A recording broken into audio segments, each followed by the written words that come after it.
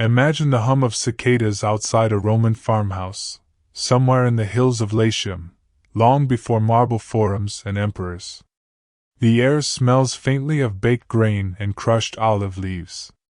A woman bends over a clay pot, stirring something thick and steaming. That humble dish, a barley porridge called pulse, was, for centuries, the heartbeat of the Roman diet. When we think of Rome, we picture banquets and gold, reclining nobles and roasted peacocks. But before that extravagance, Rome was a village of farmers who ate simply and survived by the strength of the soil. Bread was rare, meat rarer still. Most Romans lived not by conquest, but by porridge, beans, and faith in the next harvest. The pulse was plain. Barley or farro boiled with water, perhaps flavored with herbs if one felt fancy. Sometimes they added chickpeas or lentils, onions, or a drizzle of oil, small gestures of luxury in a world of restraint. Yet simplicity bred resilience. Rome's earliest citizens were not spoiled by abundance, they were trained by scarcity. Grains, legumes, and the occasional fish from nearby rivers formed the daily rhythm of their eating. Olive trees gave oil, which was both food and light. Grapes were crushed for wine, often thin and sour, but it softened the rough edges of the day. Meat was not forbidden, merely distant. A pig might be slaughtered for a festival, a chicken for a birth, or a goat for the gods. But the average Roman went many sunsets without such richness. Still, in that modest fare lay the seeds of empire.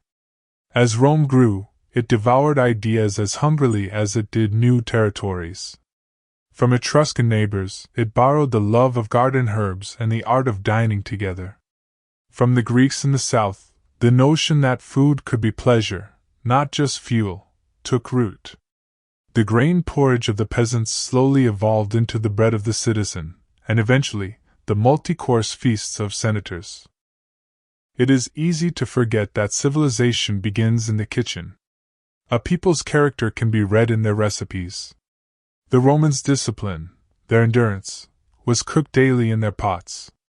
Every spoonful of pulse was a quiet act of survival, and perhaps, the reason their city endured when so many others faded into the dust. As the centuries passed, trade routes lengthened like veins through the empire. New tastes arrived, pepper from India, figs from Syria, olives from Spain. But with these luxuries came something else, the first whispers of social distance. Food began to mark not just life, but status. To dine richly was to declare power. To eat humbly was to remain invisible. So, from the simple porridge of the early republic emerged a society where the table became a stage, and a man's meal could be a declaration of his rank. And as the smoke of the humble farmhouse gave way to the perfumed halls of patrician villas, Roman dining evolved from sustenance to spectacle. Which brings us to our next tale. The story of how food itself became a badge of status in the grand banquet halls of the Republic. By the time Rome had stretched her arms across the seas, the simple porridge of the peasant had turned into something else, a mirror. A reflection of who you were, and how loudly you could afford to be seen. To eat richly, in Rome, was not simply to satisfy hunger. It was to perform. The table became a theater, and every dish, a statement. The senators and nobles of the late Republic learned quickly that taste could be a weapon, softer than a sword, but just as sharp. They reclined in dining rooms adorned with mosaics of wine and waves, surrounded by silver plates that gleamed like captured moons. The food itself came from faraway lands, eels from Sicily, pepper from India, figs from Syria, honey from Spain. Each ingredient was a whisper of empire, proof that the world bent toward Rome's appetite. The evening meal, cena, became a social ceremony.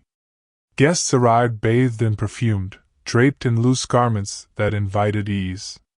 They reclined on couches in threes, one arm propped, the other free to pluck morsels from dishes placed before them. Conversation flowed like watered wine. And though the laughter seemed effortless, Every aspect of the feast was deliberate.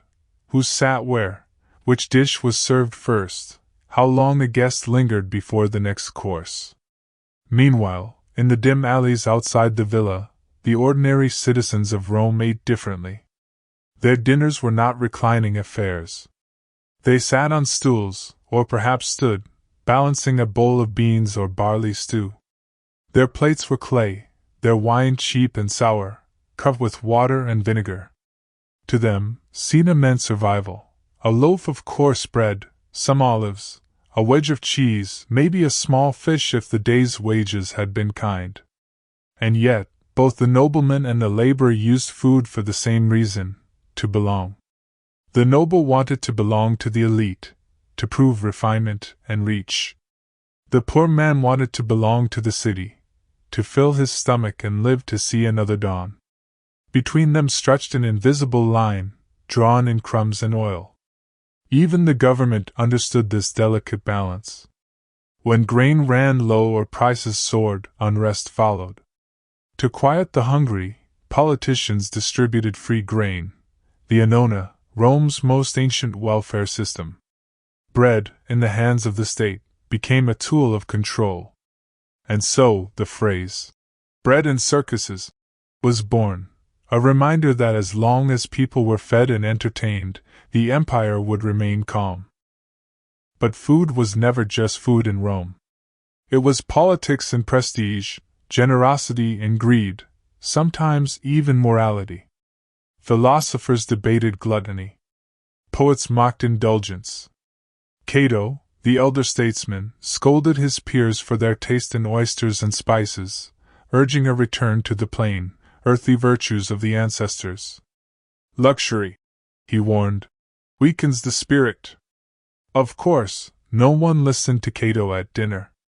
The allure of delicacy was stronger than the call of austerity. And with every passing generation, the Roman palate grew bolder, stranger, and more extravagant. Still, beneath the clinking of cups and the fragrance of roasted meats, something remained, that quiet echo of the early farmhouse, where porridge simmered and simplicity ruled. The elite dined like gods, but the gods had once been farmers.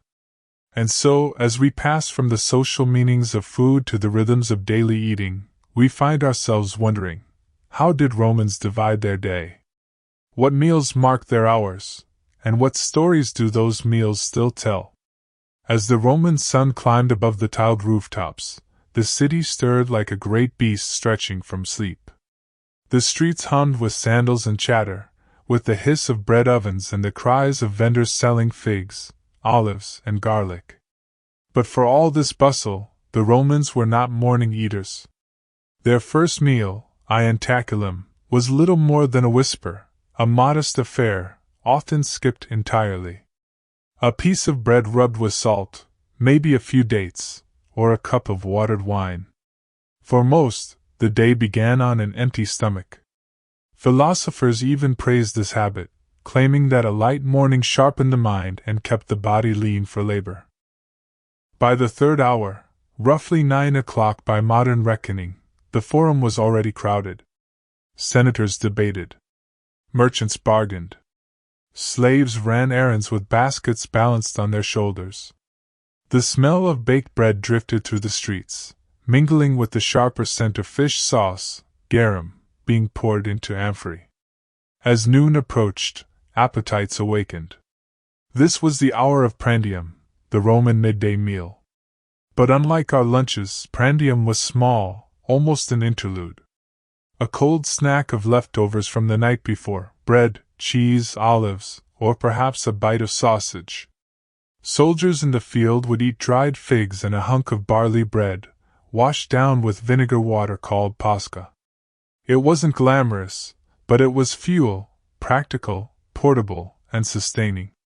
The true heart of Roman eating came later, at twilight.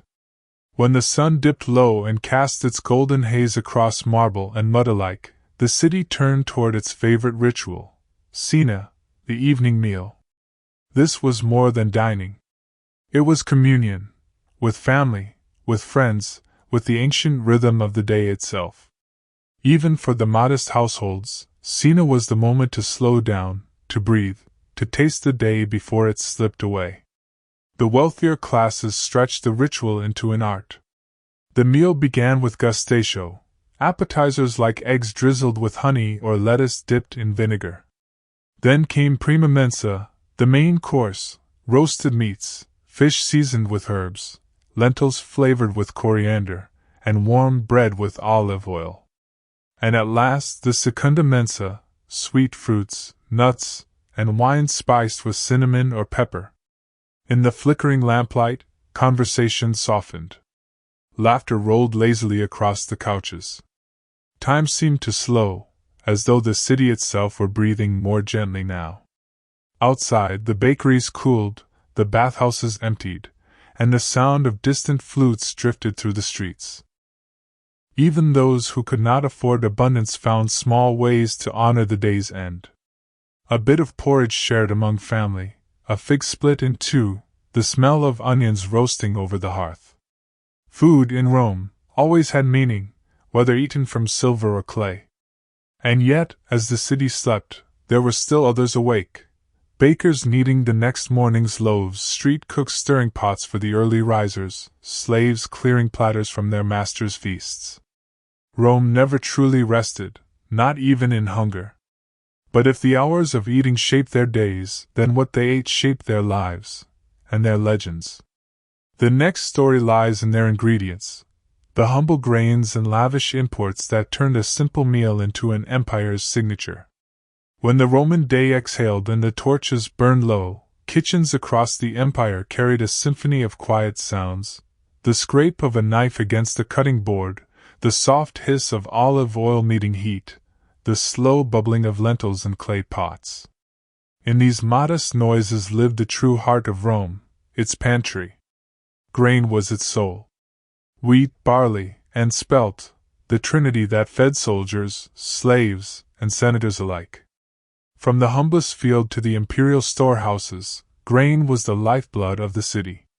Ground into flour, it became the coarse loaves sold on every street corner, or boiled into the thick porridge called pulse, which had fed the earliest Romans long before conquest filled their bowls with color. Then came the oil, golden, fragrant, and sacred. Olive oil was not just food, it was ritual. It anointed the body, soothed the skin, and shone in the lamps of temples. In the kitchen, it was life itself, poured over bread, mixed with herbs, or drizzled on nearly every dish. A household without oil was a household without warmth. And where there was oil, there was wine. Romans rarely drank it pure. It was considered barbaric to do so. Instead, they diluted it with water, sweetened it with honey, or spiced it with herbs and pepper. Each region had its pride, the dark, resinous wines of Falernum, the light and floral vintages of Campania, the thick, sun-soaked wines carried in clay amphorae from Greece and Gaul. No Roman pantry was complete without the strange and pungent treasure called garum. This fermented fish sauce, brewed from the remains of anchovies and salt, was poured over nearly everything, meats, vegetables, even desserts. Its aroma could fill a street, and yet to Roman palates, it was irresistible. Whole fortunes were built on its trade. Its makers guarded their recipes as fiercely as generals guarded strategy. Legumes filled the spaces between luxury and need, lentils, chickpeas, beans. They were the comfort food of the common folk and the philosophers fair alike. Cato the Elder, ever the stern voice of simplicity, praised lentils as a food of virtue, unpretentious yet sustaining. To him, a good Roman should find contentment in beans, not in oysters. There were fruits, too, figs ripened to sweetness under Italian suns, pomegranates bursting like jeweled secrets, apples and pears preserved in honey. The wealthy might import cherries from Asia Minor or dates from Egypt, carried across the sea in woven baskets. For others, a handful of local grapes or dried raisins was sweetness enough. And from every corner of the empire, the spice merchants came, cinnamon from Arabia, pepper from India, cumin and coriander from North Africa. In the markets, their stalls were a map of conquest and curiosity. To cook with spice was to tell a story of distance, of trade winds and ships heavy with fragrance. Meat was rarer than we imagine. Ordinary Romans ate it seldom, mostly on festivals or sacrifices. Pork was most beloved, roasted, salted, or stuffed. Beef was eaten less, lamb occasionally, and poultry often reserved for the privileged. The rich indulged in delicacies, dormice stuffed with nuts and honey, peacocks roasted with feathers reattached for spectacle, flamingo tongues rumored to melt on the tongue like poetry. Yet, amid all this abundance, the true Roman meal was still a negotiation, between wealth and want, between the earth and ambition. For every nobleman's feast, there were 1,000 suppers of boiled cabbage and barley bread. And still, the taste of Rome endured. Because what truly flavored Roman life was not the spice of the East or the oil of the hills.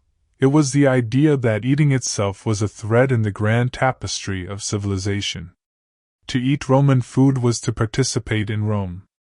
As night deepened and the kitchens cooled, one could imagine a servant sweeping crumbs into a clay pot, or a senator dipping his bread in the last of the oil, thinking, not of empire, but of home. And it is home, in all its flavors and echoes, that we taste next, when we step into the heart of a Roman kitchen, to see how the meals were prepared, and who did the work behind the feasts. Behind every Roman feast, from the humblest supper to the emperor's banquet, there was a small world of shadows and flame. The kitchen, the culina, was not grand. It was usually a dim, low-ceilinged space tucked away from the main rooms, its walls blackened with years of smoke, its floor scattered with ash and cracked tiles. A stone hearth stood at its center, raised waist-high, with holes to hold clay pots and pans. There was no chimney. The smoke simply drifted upward, curling through the rafters and out the open roof. The air smelled of olive oil, charcoal, and old bread, an ancient perfume of work and warmth. Here, food was not merely prepared. It was transformed. In wealthy homes, this space was ruled not by the lady of the house, but by her cookee, the cooks, often enslaved, often foreigners who brought with them techniques from Greece, Africa, or the East. Their skills were prized and feared in equal measure. A clever cook could rise in status, a careless one might lose his place, or worse. The rhythm of chopping, stirring, and tasting was their daily song, echoed by the rattle of bronze pots and the soft clatter of ladles. There were knives for every task, some small and curved for carving meats, others long and sharp for slicing bread or greens. Mortars and pestles ground herbs into paste, garlic into cream, pepper into powder. Bronze cauldrons simmered lentils. Clay dishes baked fish sealed in salt. Flat stones roasted chestnuts and barley cakes. Water was fetched by hand, stored in jugs that sweated in the heat. Bread was baked in communal ovens, pastrina, shared by neighborhoods. One could see women lining up at dawn, carrying dough wrapped in cloth, waiting their turn as bakers tended the roaring mouths of fire. And through it all, the household bustled. Slaves moved quickly, carrying trays of fruits, washing greens, fanning coals. Children snuck bites when no one watched. The mistress might peek in briefly, to ensure the evening meal was progressing as planned, though she rarely lifted a ladle herself. Yet not all kitchens were so lively. In poorer homes, especially the cramped insulae, Rome's apartment blocks, many had no kitchens at all. There was barely room for sleep, let alone for smoke and fire. The poor relied on street vendors and taverns, where they bought warm stews or cheap wine ladled from steaming pots.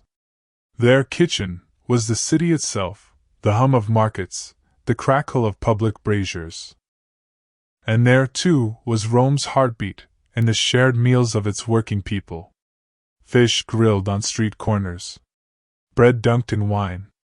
Lentil soup ladled to soldiers and servants alike. The smells of food drifted from every alley, garlic, vinegar, oil, and the faint sweetness of roasted figs. Cooking in Rome was an act of patience, not luxury. There were no ticking clocks, no recipe books. The measure of a cook was not precision, but instinct. A pinch of salt judged by fingers, the right moment to stir known only by the sound of the pot. And in this rhythm, the humble repetition of stirring, chopping, tasting, lay a kind of meditation. A whisper of eternity. Because whether it was an emperor's feast or a peasant's porridge, every meal began the same way, with hands, with flame, with hunger. And when the food was ready, it would travel from these smoky chambers to the grand dining rooms beyond, rooms that gleamed with marble, cushions, and conversation. There, eating became performance once more. Let us follow that journey now, from the cook's hand to the guest's plate, and see how the Romans turned the act of dining into an art form. A Roman dining room, the triclinium, was not a place of hunger, but of theater. To step inside was to enter a stage where taste, manners, and status all performed their parts beneath the soft shimmer of lamplight. The word triclinium itself means 3 couches. They stood arranged in a horseshoe around a low table, each couch large enough to hold 3 reclining diners. Men, and in later centuries, women of rank, would lounge on their left elbows, their right hands free to pluck food from shared platters.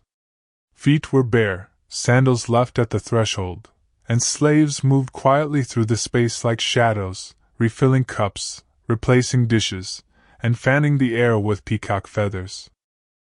Dining like this was an art form, learned as carefully as rhetoric or poetry. How one reclined mattered. Whom one reclined beside mattered even more.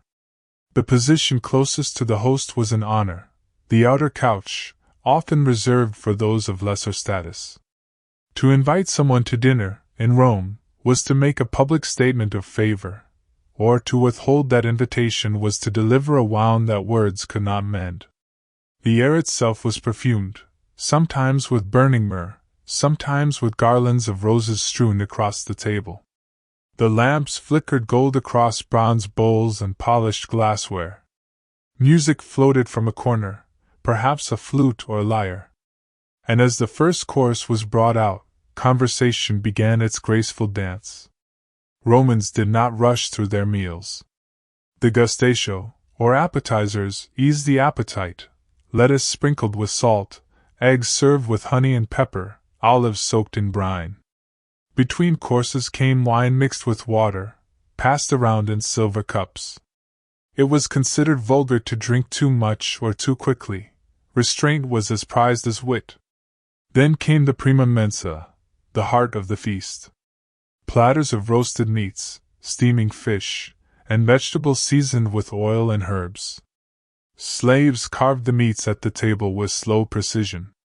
Guests would dip bread into the sauces, sharing dishes with an intimacy that blurred the line between friendship and performance.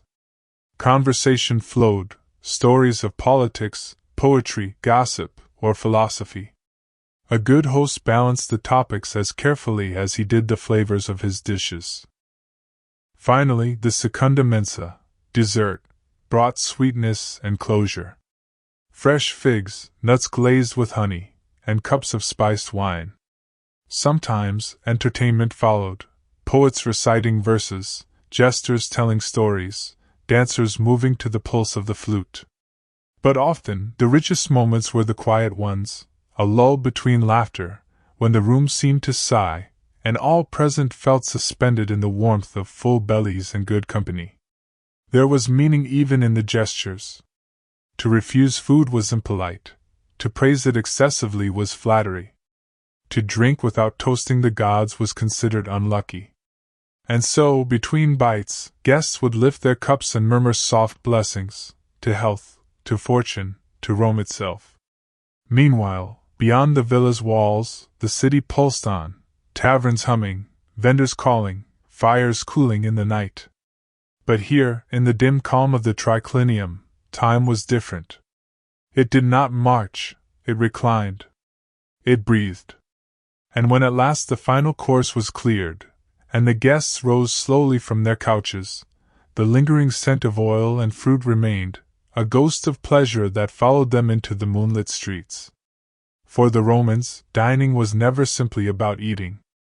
It was about harmony, of body, of speech, of place. And this harmony extended far beyond food. It reached into their philosophies, their humor, even their ideas of morality. Let us drift there next, into the softer realm of manners, morals, and the meaning of moderation. The Romans believed that how one ate revealed the measure of one's character. It was not enough to dine well, one had to dine correctly, with dignity, and with restraint. Gluttony was not merely unpleasant, it was a moral failing. To overindulge was to let the body dominate the mind, a weakness in a civilization that prized order, discipline, and public appearance. At every table, there were unspoken rules.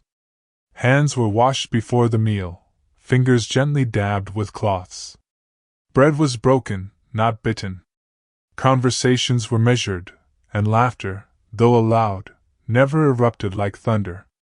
Excess, in voice or appetite, was a sign that the soul might wobble, even if the belly was full. Cato the Elder, that austere advocate of simplicity, scolded lavish dinners as corrupting the spirit. He warned that when a man becomes obsessed with taste, spices, and fine meats, he loses touch with virtue. And yet, Romans were not puritanical. They understood that moderation was as much about balance as it was about abstinence. A single fig eaten slowly could delight the senses without overwhelming them. A cup of wine diluted with water could bring pleasure without intoxication. Even the act of sharing food carried moral weight. Plates were communal, platters were passed, and nothing was hoarded. The host who offered generously was praised, while one who skimmed portions or showed favoritism could offend friends and gods alike. Hospitality was an art, greed a sin. And still, the temptation of excess always lingered. In the grand villas, servants worked quietly to replenish dishes before their guests noticed, ensuring that no hunger dared interrupt conversation. Feasts could stretch for hours, a slow symphony of tastes, colors, and scents. To decline was polite, to overindulge, a quiet shame. Children learned these lessons from an early age. They were encouraged to eat slowly, to notice flavors, and to respect the food before them. In schools, they might hear stories of ancestors who thrived on restraint, or warnings of emperors undone by extravagance. Eating in Rome was never merely physical. It was ethical, a reflection of the mind as much as the body. And yet, humans are creatures of habit and desire. Even the most disciplined could be swayed by aroma, texture, or curiosity. Exotic imports tempted them, oysters from Britain, pepper from India, dates from Egypt. They reminded the diner that the world was vast and abundant, but that true wisdom lay in savoring, not consuming. The Roman table, then, was a classroom. Every meal taught patience, generosity, and the subtle balance between indulgence and restraint. And through these lessons, a society trained itself to survive, not only in wars and politics, but in daily life. Beyond the ethics of eating, however, the Romans also believed that certain foods carried natural effects on the body. Some strengthened, others soothed, some sharpened the mind, while a few were thought to inflame passion. This belief in the power of ingredients led them to explore combinations and remedies, mixing herbs, oils, and foods with care.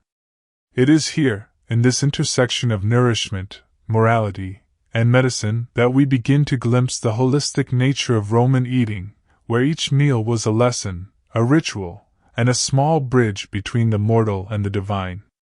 Next, we will wander into the healing and medicinal uses of food, and discover how Romans believed that what you ate could shape not just the body, but fate itself. In the quiet of a Roman evening, as shadows flickered across stone walls, the kitchen was more than a place for cooking.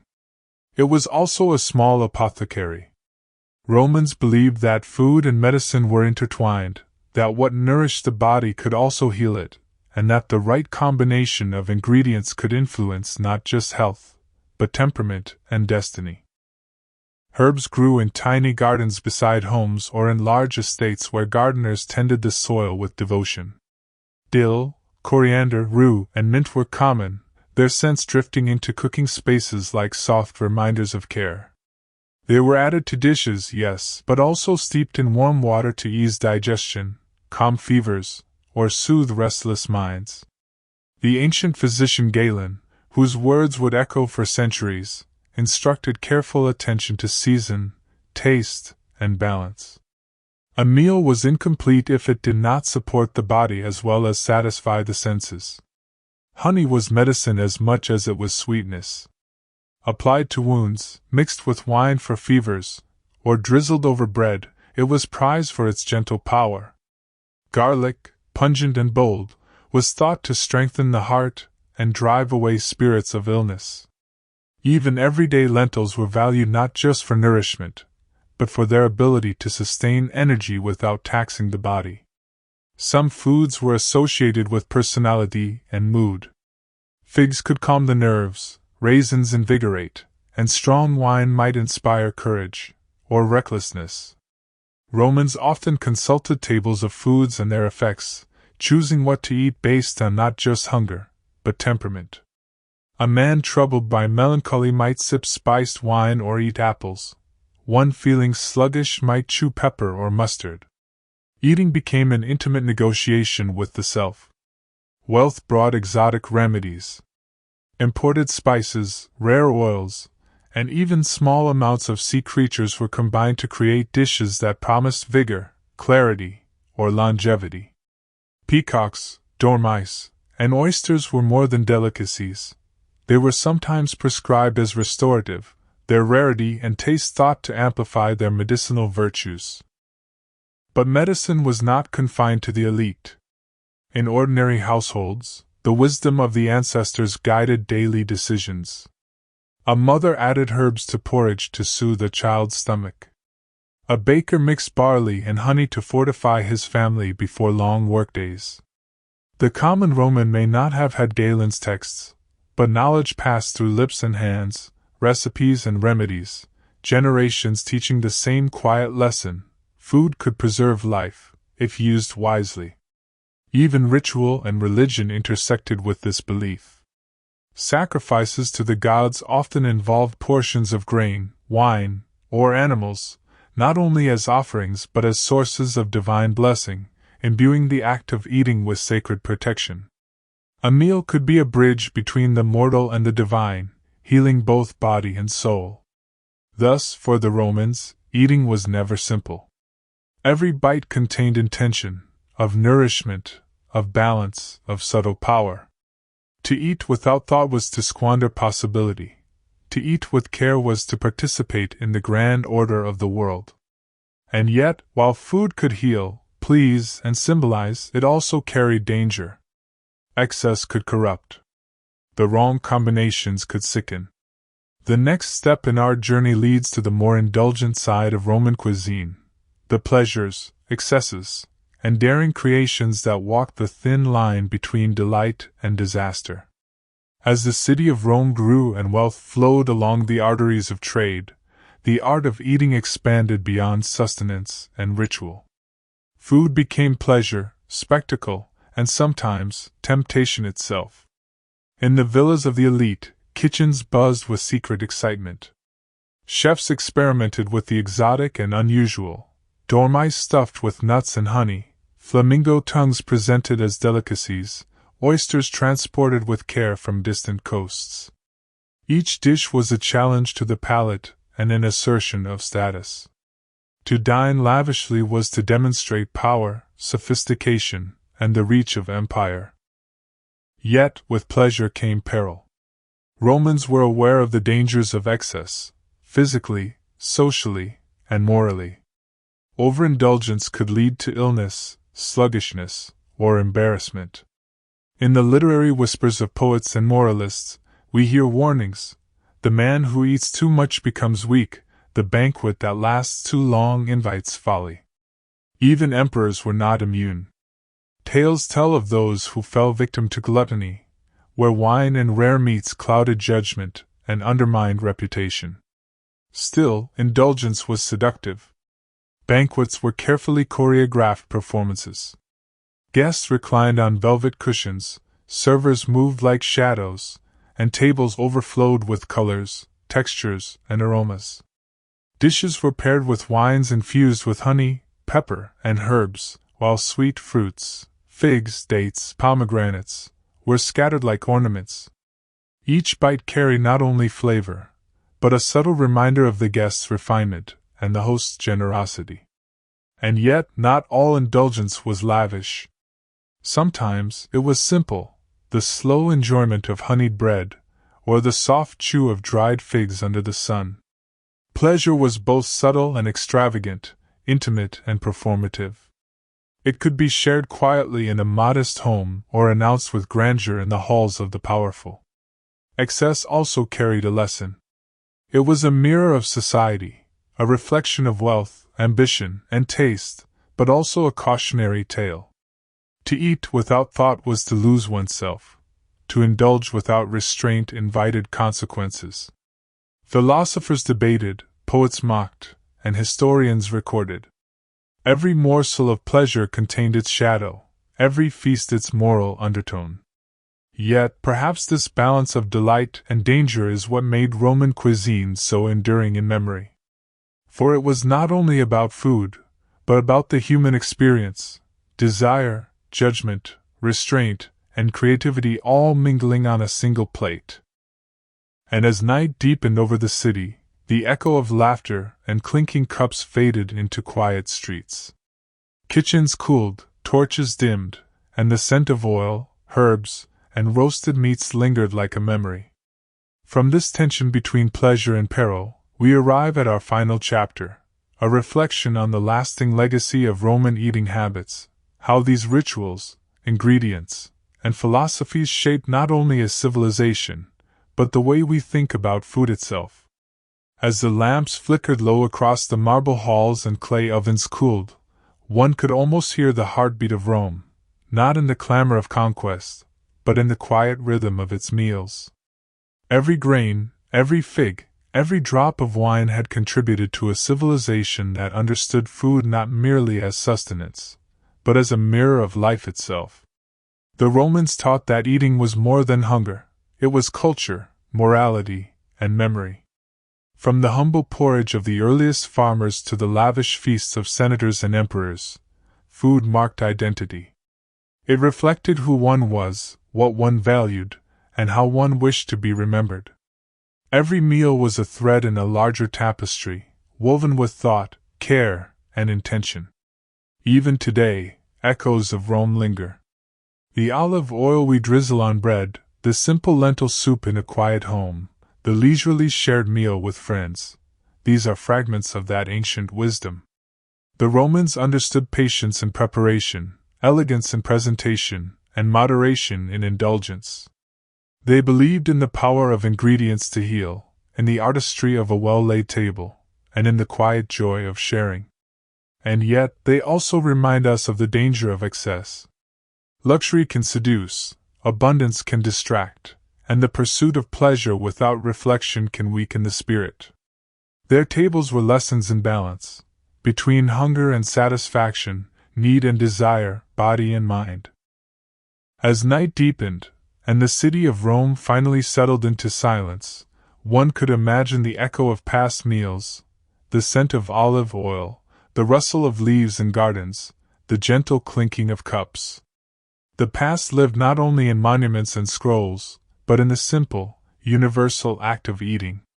Perhaps this is why the story of Roman food endures. Not because of wealth or extravagance, not because of emperors or feasts, but because it speaks to something eternal, our need to nourish, to gather, and to find meaning in the rhythms of daily life. So, when we lay our own tables, or break bread in quiet moments, we carry a trace of that ancient world. A world where each meal was a reflection, a ritual, and a reminder that civilization itself is built one thoughtful bite at a time. And in that gentle understanding, the story rests, like the warm, fading glow of a hearth, inviting calm, reflection, and finally sleep.